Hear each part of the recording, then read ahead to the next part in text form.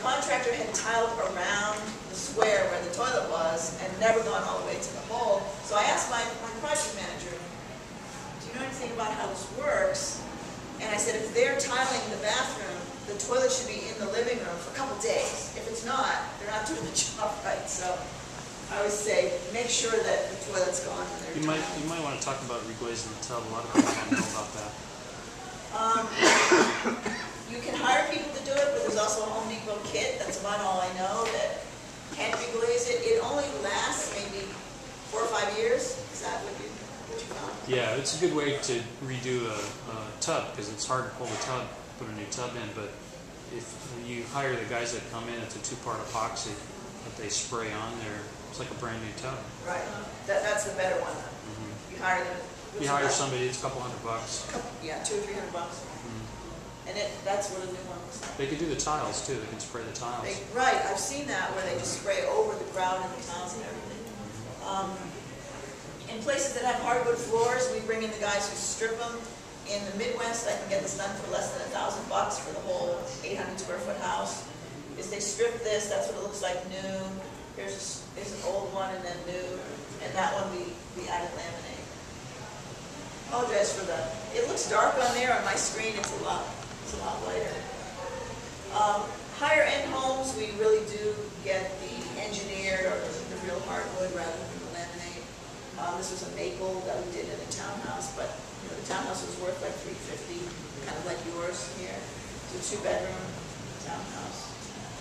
Apartments, I had the same approach. I just have 2 slides on apartments. This is a 6-plex that I have in Salt Lake. We have tile in the bathroom, laminate on the floors, and then carpet in the living areas just because there's people above you and it's just quieter to put in the carpet. And same approach. This is an apartment building I have in Lansing, Michigan. This is 27 units. So we just put in like new ovens, new hood. We haven't tiled the countertop sheet there yet, but it's just the same approach. Have it clean and whatever the market will bear. Okay, outside. I'm going to quickly go through that. What to do on the outside? On brick homes, you can just do a power wash. So we did a power wash on this. Is a before and after on this house. We put on new shutters, a new front door. You can see the oval here, and a contrast paint. We went through the higher end neighborhoods and looked at what they did. They have a really bright door, a red door, or a different color door. New shiny hardware, the mailbox, the numbers, the door handle should be really nice when they touch it. And we re-roofed it to match the colors here. I'll tell you a funny story about the contractor. Lived down the street, and he didn't want. I said, I want this paint color on the door. He said, I don't want to do it. It's got to match the shutters. And we said, no. Go to the higher end neighborhoods. They have a really nice colored door. And so my project manager opened the can of paint, took a brush, because it's usually a white door, we get it, and she painted on the door. She says, okay, now you have to paint it. So she got him to do it. He just didn't want to, starting out. So, and that's how, I've had that tenant in there for 4 years now. Their rent's about $1,000 a month. So we really like that one. And then vinyl siding and windows, a lot less maintenance. I don't know if you can see this, but it's a night shot. People are coming in stealing the aluminum siding for the aluminum off the side of the house. And so my contractor said, well, we're going to come in and put on new siding, and then everything will be cool. And I said, I don't understand. And they said, no one steals the vinyl. It's not worth anything. I said, oh, okay. So they don't steal the vinyl. We put in new vinyl windows and maintenance free. I love maintenance free. Here's another thing about the inspectors. Reasons for the inspectors. When we bought this house, everything looked okay on the outside. I didn't get an inspection because it was $30,000. What we found out later is that the roof was rotted underneath the eaves. So when you started taking off the roofing and all these eaves, that was all rotted wood, so we had to repair it. And my contractor didn't know that. He just went through and told me the basics. What state is this in? This is in Michigan. So it's winter, snow, then it drips, and it's stuff in there. Outside patios and landscaping, I like to do very little maintenance. These pavers in the patio, so that you don't have to do anything when you have tenants in there, and more pavers outside. And then this is a house I have in Utah. This is one in California. This is Utah. We We just put in the rock landscaping, so there's a lot less maintenance. You're not gonna pay someone to have to cut much grass. Okay, so I told you about the free ebook that I was doing. I'm also doing a free scope of work class in San Diego. I think it's 2 Saturdays from now, April 2nd. Not this Saturday, the Saturday after. You can also sign up on the blog, email me. There's a link there to email me so I know how many people are going to come. It's that house I showed you the walkthrough before we fixed it, and we're going to do a scope of work class entails. We're going to give you the line items that we need to fix, and you're going to guess what it costs, and then we're going to tell you what we budgeted for that. So it's like a little worksheet. And then when we're finished, we're going to email you the final cost. So a lot of people are scared about rehab because they don't know what it's going to cost. And so this is an exercise for you to learn what we think we need to do, and maybe what, for you to guess what you think it costs. So it's about a 2-hour class. What's that? Costs are different in the United States. They are.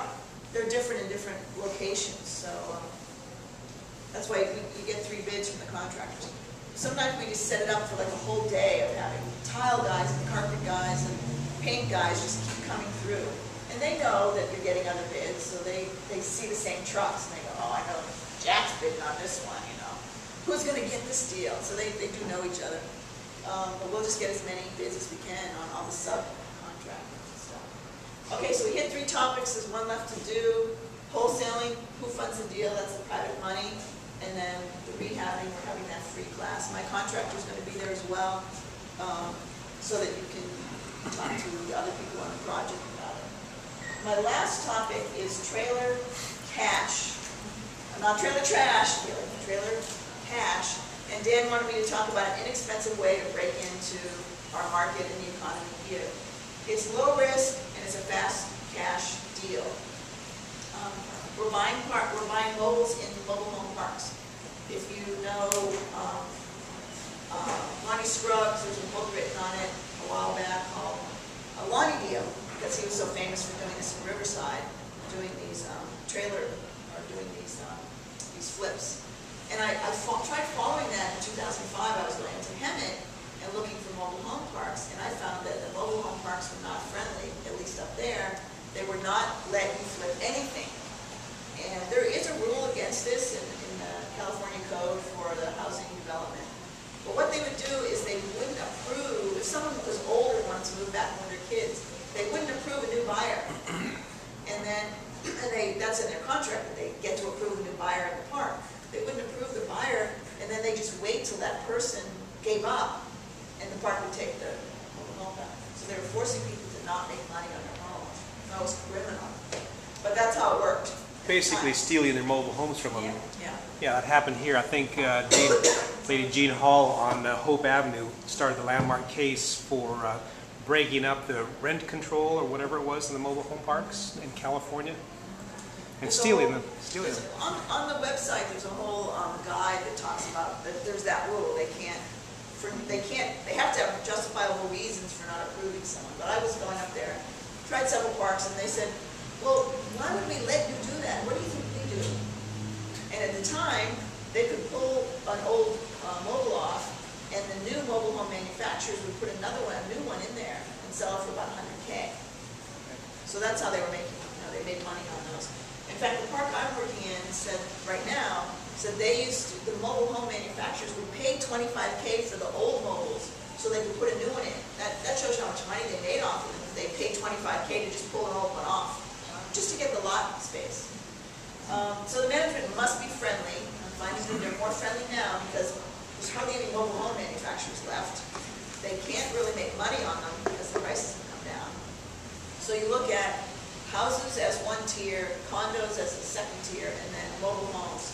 So house prices came down, condos came down, the mobile home prices are way, way down.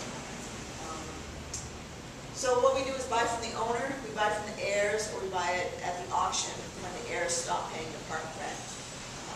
I'm working in a senior park, which is 55 and up, or a family park. So there's differences in terms of who's going to buy it and how much they're going to pay for it. Certainly the 55 and up are restricted by the number of people who can live there. The whole thing about it is buy it as low as you can. Look for nice parks with medium to low park rents. Where we are, that's $400 to $600. I know I have friends who are doing it in Orange County, and they look for that target price range, $500 to $500. If the park rents are up at $1,000, it's going to be really difficult to sell because nobody wants to pay that for the rent. So one trick to figure out what your park rent should be is to think of the park rent plus whatever payment they're going to make to you to buy it from you, and that should be the cost of renting an apartment in the area.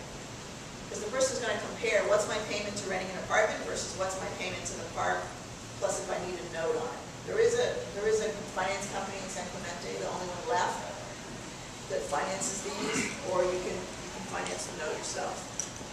It's a great micro environment to practice everything you know about real estate. Probate's going on there. For sale by owners. You're going to sell it for sale by owner.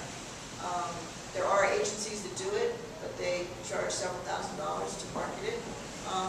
There's notes, there's rehabbing, there's marketing involved, and there's negotiations with those owners. So it's a great way to practice. Some people are a little afraid to get started, so I like to send them there. The advantages too is like buying a car. I don't like the ones that are titled as property. I like the ones that are titled as a vehicle.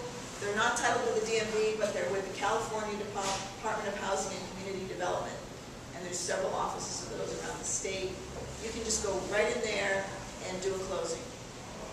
They say, you sign this paper, you sign that paper. It's like signing over the title on your car, and then you re-register it.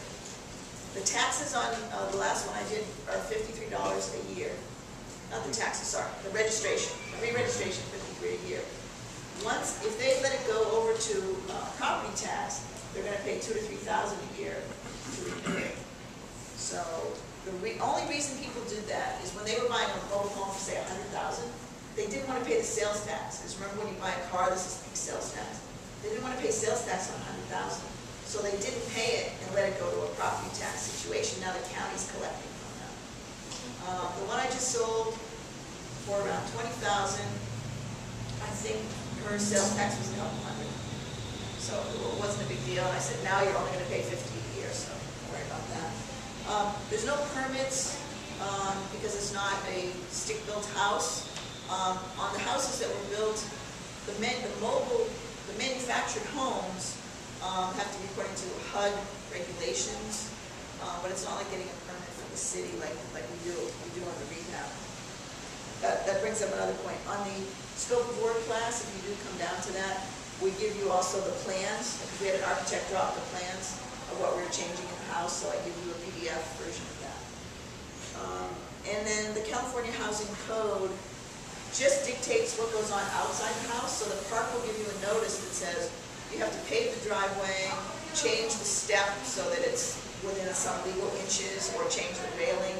There's a few little things they'll have you do on the outside, but it's never cost me much to do that. So the rehab phase, DIY, do it yourself. You can hire handymen to do it.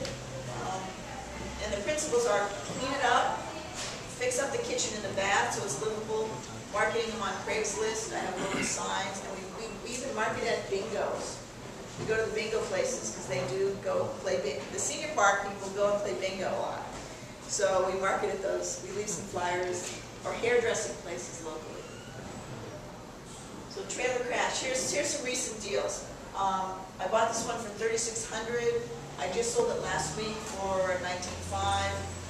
We spent about $4,000 rehabbing it. There was a lot of do-it-yourself on this one with some of my students, and plus holding costs. So it's essentially you're doubling your money if you buy one of these. That was a 2-bedroom. The next one I bought for $2,000. We're working on that. That's a single bedroom, so it'll probably sell for more like $16,000. And I'm buying one this week for $1,200. The gal died, and her son's like, I don't want to fix it. I don't have time. Take it off my hands. Because if I don't, he has to pay park rent the next month. So that's part of the incentives to just not be paying that monthly. Where are you buying these? This part? Senior Parks in San Diego.